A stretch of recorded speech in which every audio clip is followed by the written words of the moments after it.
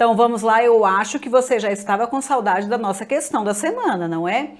Agora eu escolhi uma questão bacana, em que o examinador pediu para trabalhar com um tema que é cobrado sua vida toda, que é o emprego da palavra ser. Olha só que legal, me acompanhe aí. O examinador disse o seguinte, prova do STJ, tá? A correção gramatical e o sentido original do texto seriam preservados, correção e sentido seriam preservados se inserisse o pronome ser imediatamente antes da forma verbal pode. Eu coloquei o trechinho que ele escolheu aqui separadinho para a gente analisar e depois eu volto para o texto. Então, no trecho a gente tem, não pode renunciar à sua condição inata de membro do corpo social, porque apenas os animais e os deuses podem prescindir da sociedade. Ele pediu para colocar o não se pode renunciar à sua condição inata. Veja que aí nós temos, eu acho que não incomodaria ninguém a questão da colocação pronominal, porque veja que já teve o não, palavra negativa, que é fator de atração, o pode renunciar é uma locução verbal e vai renunciar o quê? A sua condição inata de membro do corpo social, tudo bem? Quando a gente tem locução verbal, pessoal, o primeiro verbo é o que a gente chama de verbo auxiliar e o segundo verbo é o verbo principal. Então, a gente tem o primeiro verbo é o auxiliar e o último é o principal. Aí, preste atenção que o verbo renunciar, ele pode ter dupla regência.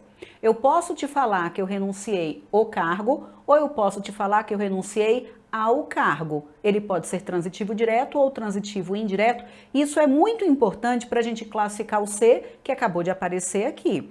Se ele pediu para colocar o ser, você vai ter de descobrir o que é. Então, vamos voltar para cá. E aqui, se vocês observarem, ele já colocou que vai renunciar à sua condição inata. Ele colocou um termo com crase, se teve crase, teve preposição, então está como verbo transitivo indireto. A palavrinha ser, mesmo estando antes do auxiliar, vai sempre se conectar com o verbo principal, que é transitivo indireto. E nós sabemos que quando a gente tem o ser, ele pode ser o famoso índice de indeterminação do sujeito, vocês se lembram?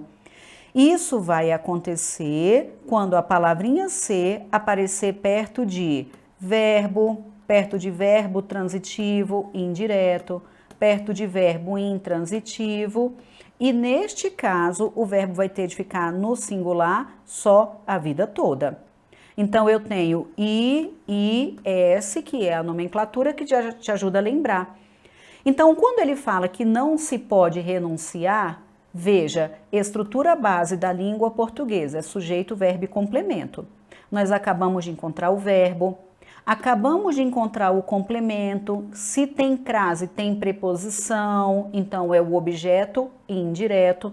E nós não estamos reconhecendo quem nessa estrutura? O sujeito, ou seja, o ser que ele pediu para colocar é o índice de indeterminação do sujeito. O termo que aparece depois, eu repito, jamais poderia assumir a função de sujeito porque ele é preposicionado e não existe sujeito preposicionado. Então, olha só, o que ele pediu para fazer, do ponto de vista sintático, está adequado. Porque a colocação pronominal está correta, esse ser é um índice de indeterminação, a estrutura está no singular, então do ponto de vista gramatical, ok. Mas ele não perguntou apenas se está correto, ele também quer saber se mantém o sentido original. Então eu preciso agora voltar no texto e aplicar, porque agora ele indeterminou o sujeito. Então eu volto no texto e avalio como está. Então veja aí, olha só. Voltando para o texto, a gente tem a ideia de solidariedade acompanha desde os primórdios a evolução da humanidade.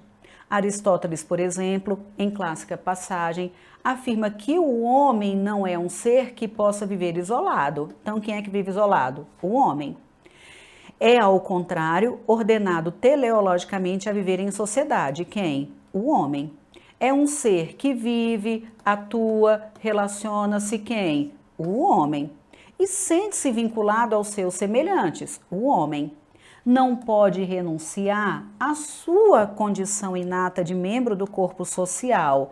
Ele está falando do homem, não pode renunciar à condição do próprio homem. Então, o que eu quero que vocês observem? No texto original, havia uma sequência de sujeito elíptico que recuperava o homem, e então eu sabia de quem se falava. Se o sujeito é elíptico, eu sei de quem se fala.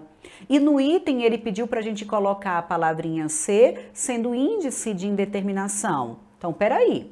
Se no texto o sujeito era determinado e agora ele pediu para indeterminar, tudo bem, mantém a correção, mas não mantém o sentido original. Então, tome cuidado quando ele pedir para inserir, quando ele pedir para reescrever, veja essa questão do sujeito. Se eu sei quem é, se ele é um sujeito elíptico, logo teria um referente, é óbvio, e se agora estaria indeterminado ou o contrário.